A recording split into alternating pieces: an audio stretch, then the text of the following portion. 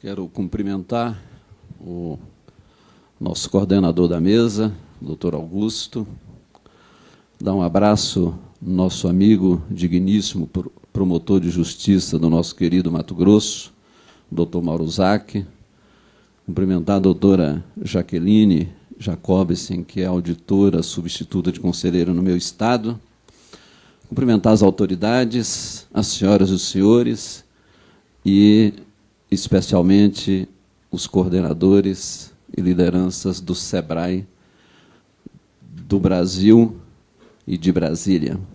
E, ao citá-los, tomar a liberdade de abraçar o doutor Roque, que é o grande empreendedor do SEBRAE em nosso estado nessa área. Eu, inicialmente, doutor Augusto, quero dizer da alegria de Mato Grosso ser convidado a participar de um projeto tão importante como esse, e, especialmente, este evento em Brasília com a participação do Brasil. O Tribunal de Contas de Mato Grosso, ele, até 6 anos e meio atrás, aproximadamente 7 anos, ele tinha a exata cara dos tribunais de contas do Brasil em regra, porque nós tínhamos, na ocasião, boas exceções, como temos agora.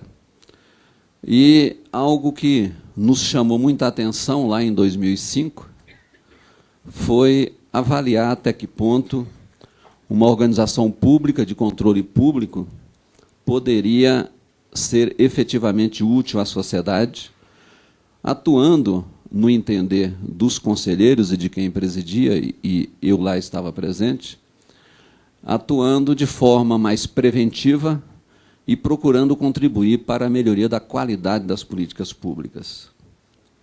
Porque, até então, o que era feito era a auditoria e o julgamento do que nós chamamos das conformidades das contas, mas isso era feito também sem nenhum prazo certo.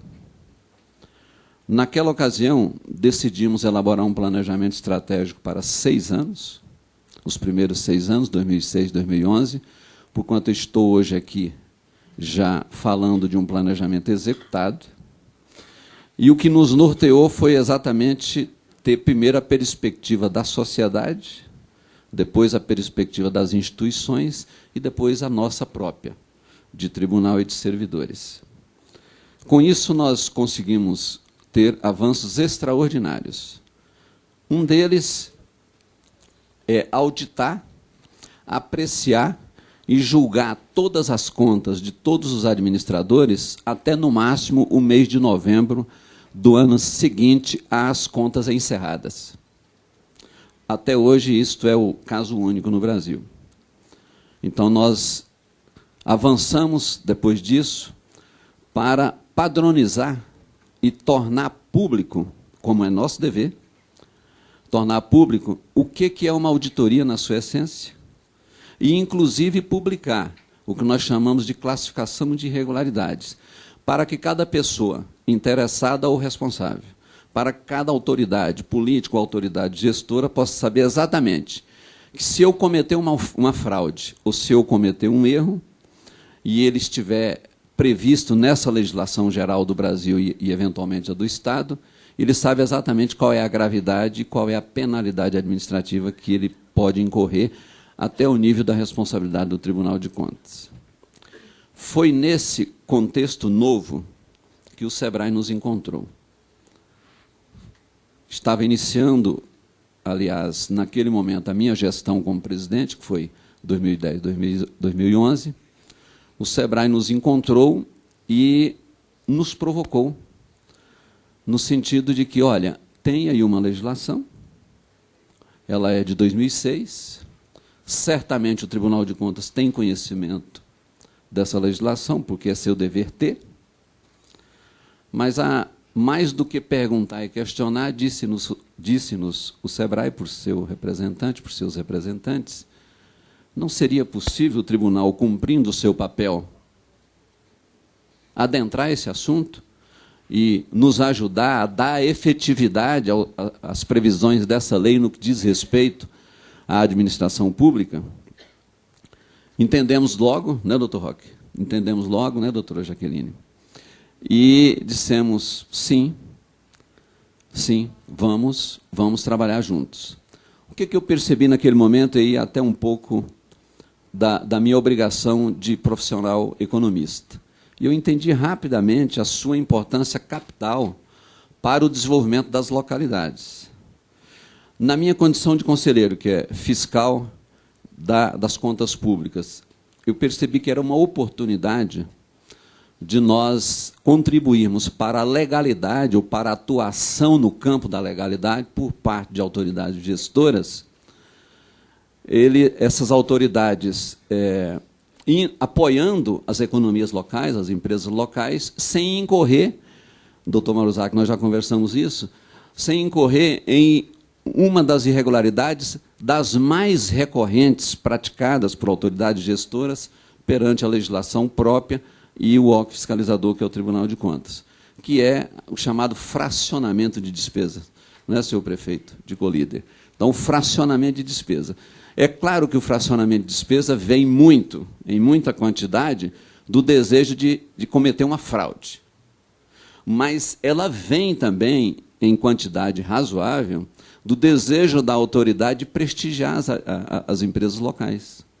Eu posso citar casos, mas nós não temos tempo para isso, mas está lá em Mato Grosso. Quem nos visitar, eu vou citar casos concretos de contas rejeitadas lá em Canarana, lá em Nova Mutum, por exemplo, só por exemplo, que for fracionamento e mais fracionamento, e aqueles casos não vieram do desejo, da vontade, da má-fé de fraudar a administração pública, mas querendo a autoridade apoiar as economias locais.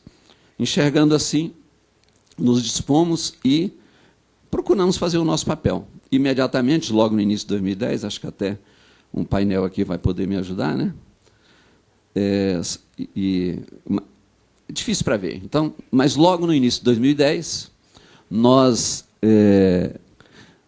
na condição de presidente do Tribunal de Contas, nós oficiamos as autoridades gestoras dizendo que a lei complementar 123 está vigente, como, aliás, é de conhecimento de todos, e que o Tribunal de Contas, como é seu dever, a partir do exercício de 2010, estava fazendo um alerta para as autoridades cumprirem essa lei em toda a sua extensão, e, a partir da competência fiscal de 2011, a não observância das previsões daquela lei resultaria em irregularidade praticada por aquele gestor. Eu vou me ajudar aqui, porque a distância assim eu não tenho condições de enxergar. Bom, isso foi logo no início de 2010. Esse momento do ofício, ele foi importante, talvez não poderia ser antes, porque uma organização pública de controle, quando ela se dirige a uma autoridade fazendo um alerta, esse alerta tem mais capilaridade se a instituição estiver gozando de alguma credibilidade. Felizmente, naquele momento histórico, como eu penso que hoje também, e até mais, a nossa organização estava gozando de muito mais credibilidade do que nos anos passados. Expedimos, então, esse ofício em maio de 2010. No mês de junho, e isso é um ponto fundamental, essa questão do cumprimento / descumprimento das previsões da lei complementar passou a ser um ponto de controle das nossas auditorias públicas, sendo que as nossas auditorias no Tribunal de Contas de Mato Grosso elas são realizadas por meio informatizado. Então, são transmissões de dados online, e são transmissões mesmo, e não digitação de dados. Então, o que é feito na contabilidade, no sistema financeiro de uma organização pública, e esses dados, essas informações, elas são transmitidas eletronicamente para o nosso sistema de auditoria pública informatizada, chamado, conhecido lá como APLIC. Então, tornou-se um ponto de controle. No mês de agosto, nós tivemos a felicidade de formalizar a nossa parceria com o SEBRAE.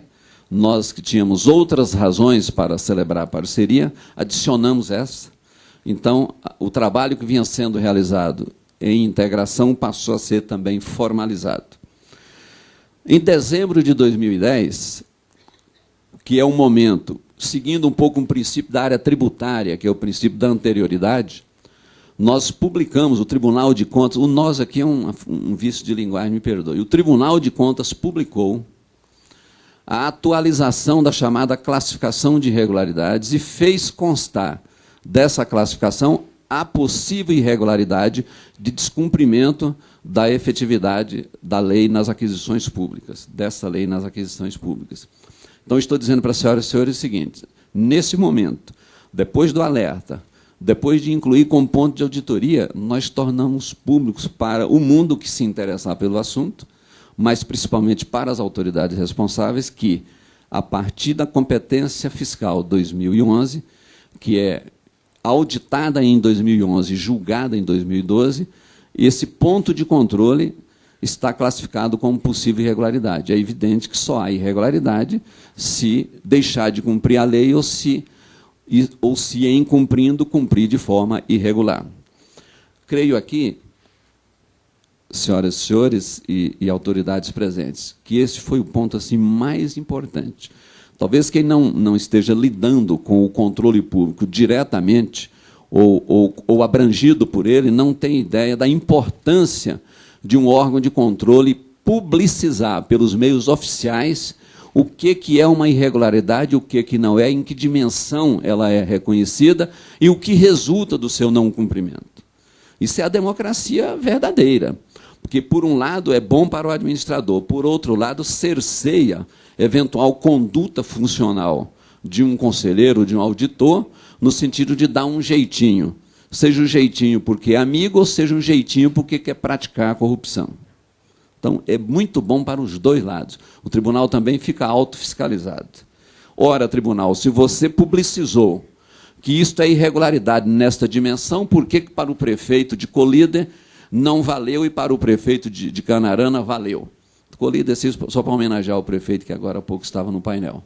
Então, isso é teórico. Então, é algo que eu disse aqui, que tem uma consistência extraordinária no campo democrático. Bom, ainda em 2010 e depois em todo 2011, o Tribunal de Contas realizou o debate sobre a lei, a sua efetividade, o seu uso como instrumento de administração pública, em todos os eventos do programa que nós temos de capacitação chamado Gestão Eficaz. O Tribunal de Contas tem esse programa e trabalha com autoridades gestoras e com profissionais do setor público, discutindo os casos concretos de erros, irregularidades e fraudes, e essa discussão ela é técnica, e é a oportunidade em que os administradores, em qualquer nível, podem debater com o Tribunal de Contas os pontos de melhoria, tirar suas dúvidas e até, eventualmente, aprender a fazer quando é o caso. Esse ponto da Lei Complementar 123, então, fez parte do conteúdo programático de todos os eventos que nós realizamos em todo o Estado. De igual modo, nós apresentamos o tema nas jornadas técnicas do próprio tribunal. No Tribunal de Mato Grosso, nós realizamos jornada técnica interna, desde o mês de fevereiro até o mês de setembro, no processo de capacitação continuada dos nossos quadros para que eles possam, cada vez mais, realizar com qualidade o seu trabalho. Então, nas jornadas técnicas, esse ponto foi objeto da nossa pedagogia.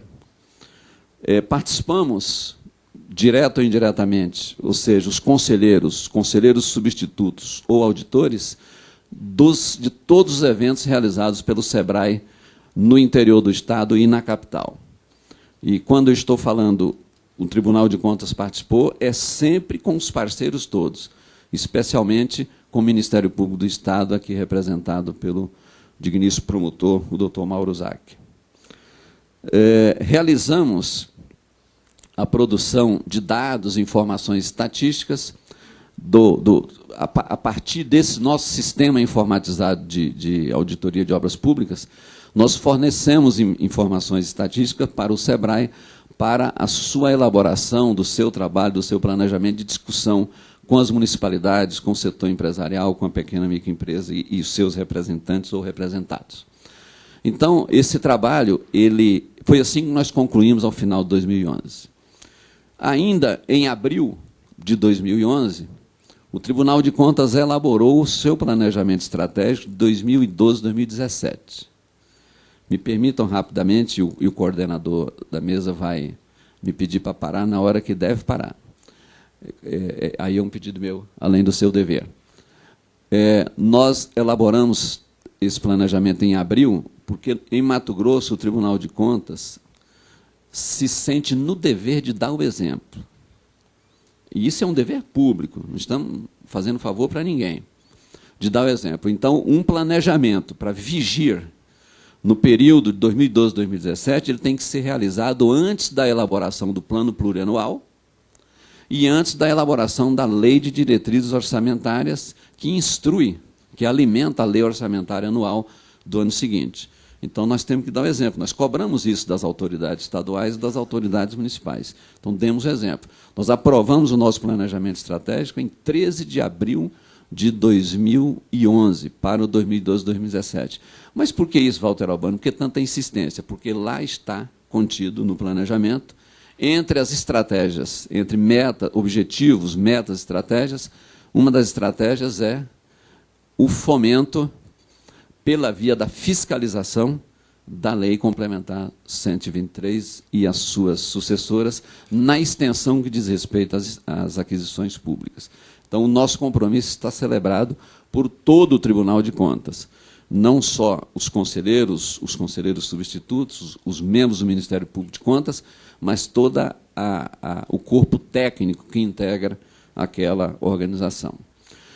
O nosso atual presidente, presidindo os primeiros 2 anos desse segundo planejamento estratégico, ele já esteve com o SEBRAE no final do ano passado, no momento da transição, junto comigo, e neste ano eles já tiveram mais de um encontro, e o resultado disso é que amanhã, dia 28, doutora Jaqueline, amanhã, na segunda aula, pela modalidade de ensino à distância, atingindo todos os 141 municípios de Mato Grosso, pelos pontos de assistência da Secretaria de Ciência e Tecnologia do Estado, onde eles têm um curso também nesse sentido. Então, através do sistema de educação à distância e através do nosso site para todo o Brasil e mundo que se interessar, nós teremos a segunda aula desse período 2012-2017. E essa segunda aula, o tema é a aplicação, o Tribunal de Contas e a aplicação da Lei Complementar 123 pelos municípios e pelo Estado. Então, amanhã, se não me engano, às 14 horas de Mato Grosso, essa aula ocorrerá. Estou citando esse evento específico para mostrar que o compromisso do Tribunal de Contas não é de gestão e nem de pessoas, é institucional. O que eu digo, finalizando essa apresentação, e depois estarei à disposição, é claro, é que nós estamos muito